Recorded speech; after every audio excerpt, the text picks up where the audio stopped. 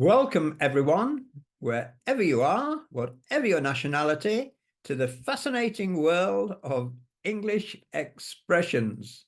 Now, English expressions can include idioms, and collocations, and phrasal verbs, and some which are none of these. They're just expressions which we use regularly, groups of words which we use regularly.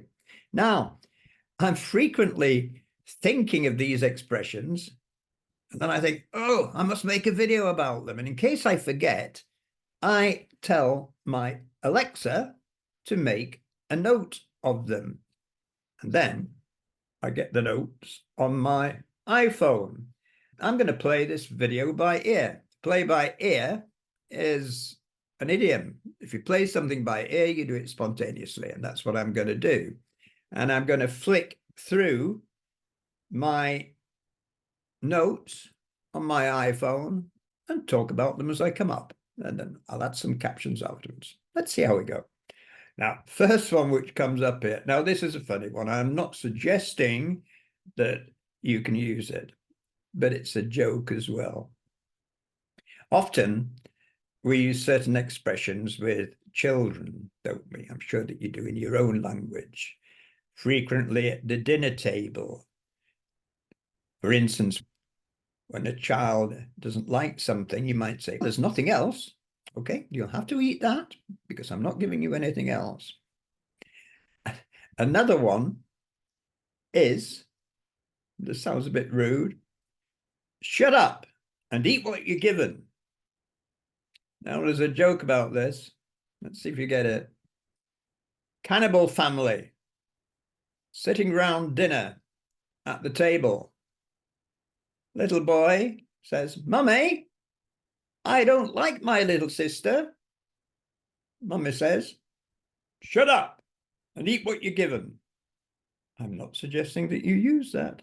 Okay, let's look at a more conventional one. I'll tell you what. Now, this is one we often use to introduce a subject into the conversation. I'll tell you what, he's going to fail that exam unless he studies. I'll tell you what, I don't think that marriage will work out. They're always arguing. I tell you what, yeah, I'll tell you what, English is quite difficult, isn't it? Sometimes.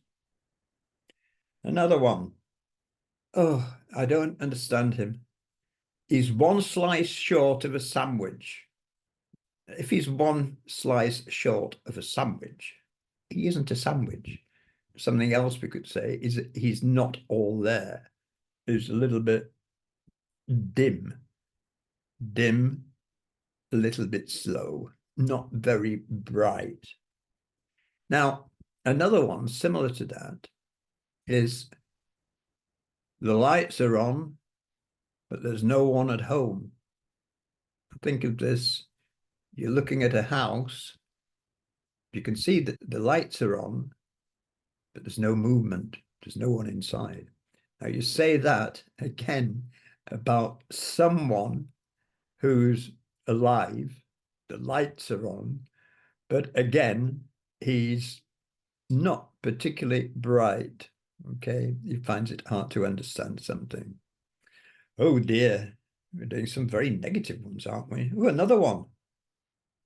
I quite like her, but when she starts talking, she's got verbal diarrhea. Bit yucky, that one. Verbal diarrhea. It just spews out. You can't stop her talking. Another one. I don't know. You can't make it up. Or you couldn't make it up, could you? Someone tells you something about someone or a situation, and you say, I don't know. You really couldn't make it up, could you? It's incredible.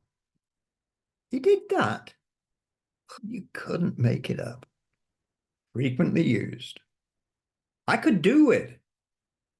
Oh, I could do with a cup of tea. I could do with a beer. I could do with an ice cream. No, I couldn't do it with an ice cream. It's the middle of winter here and it's quite cold. Ice creams are off the menu. Okay. To take umbrage. To take umbrage, if you take umbrage, then you take offense. And quite common, okay? There's no need to take umbrage with me. I didn't mean it. Okay, I meant no offense. It beggars belief.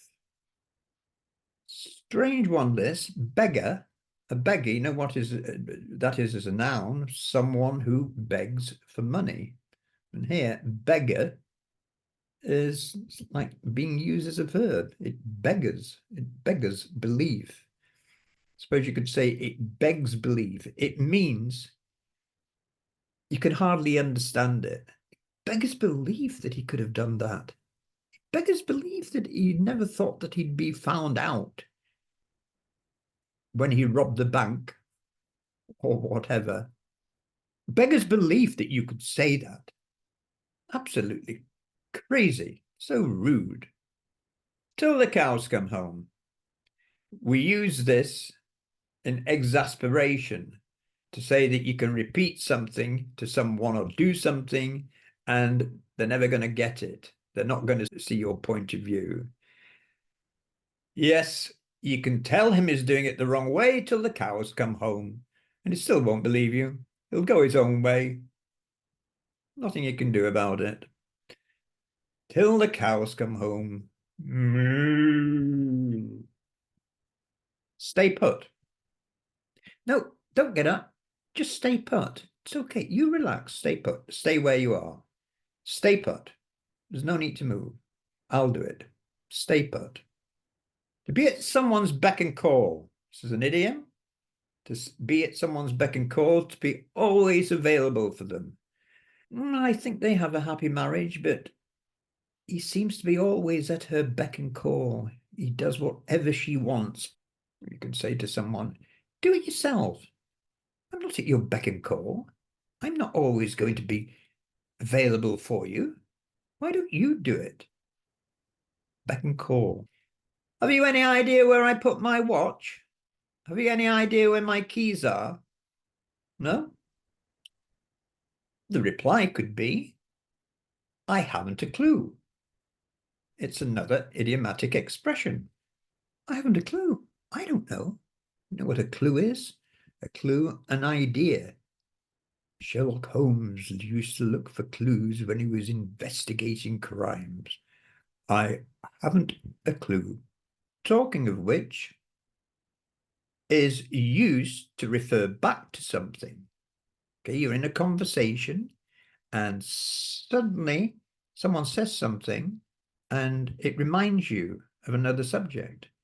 So you'd say, talking of which, have you seen Jim lately? Or you might have been talking about it, okay? You might have been talking about Jim, for instance. And you could say, talking about which, in other words, talking about him, did you know that he's got a new job?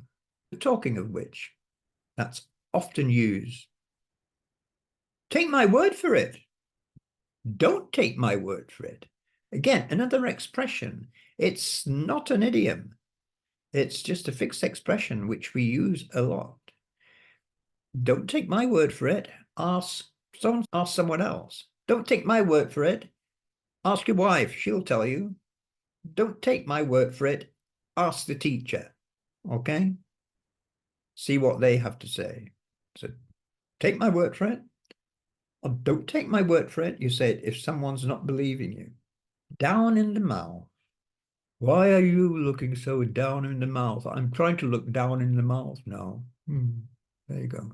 It means to look depressed, to seem down. Okay. Why are you so down in the mouth? Don't know where it comes from. That is an idiom. Down in the mouth. You could also say you look down in the dumps. The dump in this case is a rubbish dump. It's where we take rubbish. In the UK, we talk about a rubbish dump, where there's too much to go into your bins and you take it away to a dump and you dump it.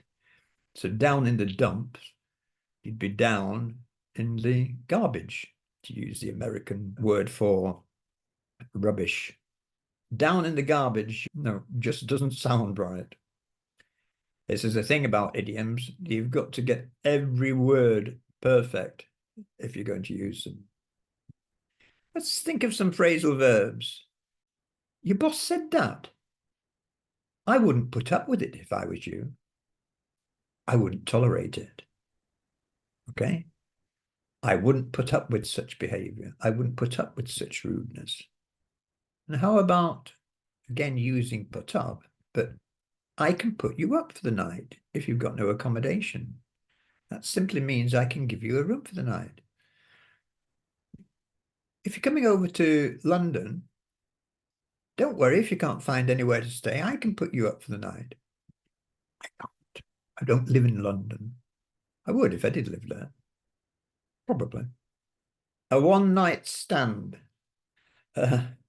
If you have a one-night stand, not you, of course not. If someone has a one-night stand, it means that they meet someone they haven't met before and they go to bed together. It's not a serious relationship. They go to have sex. A one-night stand. Of course, none of you would do that, I'm sure.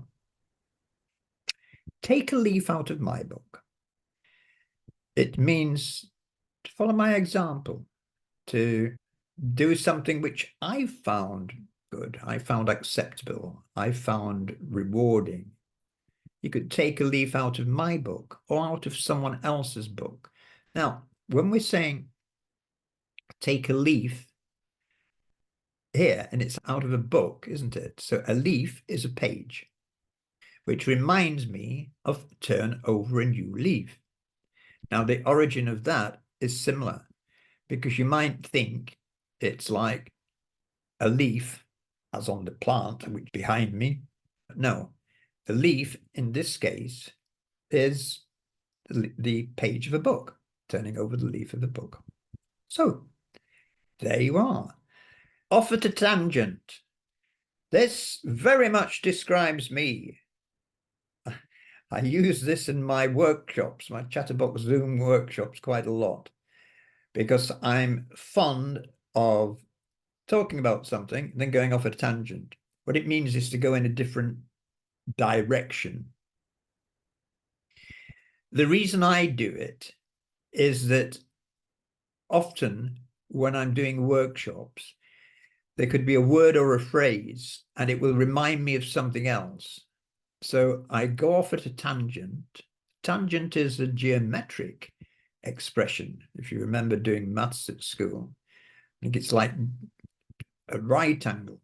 So I go off at a tangent, talking about something else, but it's still, in my case, it's still related.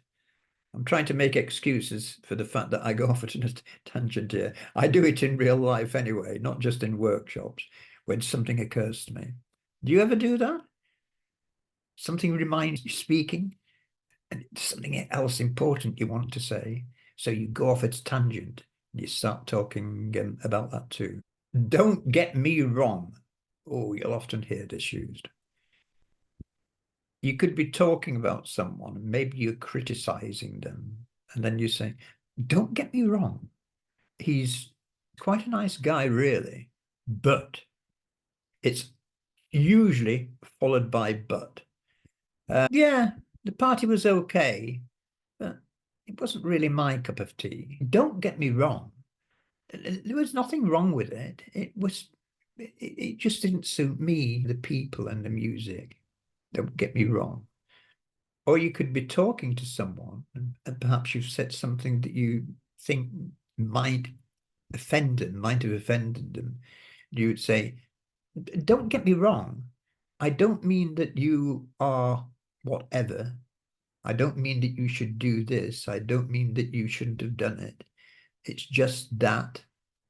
But do you ever feel hard done by? If you feel hard done by, you're feeling sorry for yourself. You maybe feel that you've been let down or someone's criticized you unfairly, but things haven't worked out as they should have done. You're disappointed about something, so you're feeling down in the dumps again. You feel hard done by. In Yorkshire, where I was brought up, which is in the north of England, they didn't used to say hard done by, but they used to say badly done to. And I remember many years ago when I moved to live down in the south, I said, I feel badly done to. And my then girlfriend, what are you talking about? And that was the first time I heard hard done by. She said, do you mean hard done by? Oh, yes, I said, hard done by. And ever since I've used hard done by. There you are. Bye for now. See you soon. Hi all. For those of you who don't know me, I'm Steve. I'm a professional English teacher and teacher trainer with over 20 years of experience. Now, these days I work online, and one of my main activities is in our Chatterbox Zoom workshops. They are for high B2, C1, C2 level. They're great value and great fun. They're very rewarding. We focus mainly on lexis, on fixed expressions, collocations, phrasal verbs, but you just don't learn them, you use them. You practice conversation, not just with me, but with other learners as well, by going into breakout rooms and then coming back into the main room and telling us what you've been talking about. If you want to improve your fluency, they are the very best way of doing it. For some learners, I think even better than having individual lessons with me, because you have the opportunity to talk to others, not only talk to them, but to learn from them as well, and to talk about different topics. We have a different topic each time, and the topics are wide-ranging, and you learn idioms, phrasal verbs, collocations, fixed expressions, probably which you've never heard before, because you can't just learn them from books, and you certainly can't learn them by reading lists or even following videos which have lists of phrasal verbs and idioms. It's not the way to learn. The way to learn them is to use them, is to practice speaking. So the workshops are highly recommended. They take place 3 times a week, on Sundays at 2 p.m. UK time, on Tuesdays 7 p.m. UK time, and on Thursdays 4 p.m. UK time. So hopefully those times are convenient for you. They last 90 minutes. I say 90 minutes. We often go over if we're very involved in conversation, but you don't have to stay for that long if you don't want to. The cost is £15 per month, which if you attend every one of the workshops, which in a month is going to be 12, is peanuts. Basically, you're paying just over £1 for each workshop. And even if you attend less than that, there's still very good value. A lot cheaper, a lot more economical than actually taking lessons. So I encourage you to join. We're very friendly. We have a laugh, and you learn a lot. Okay? So I hope to see you there. Go and look in the description and come and join us. Bye for now.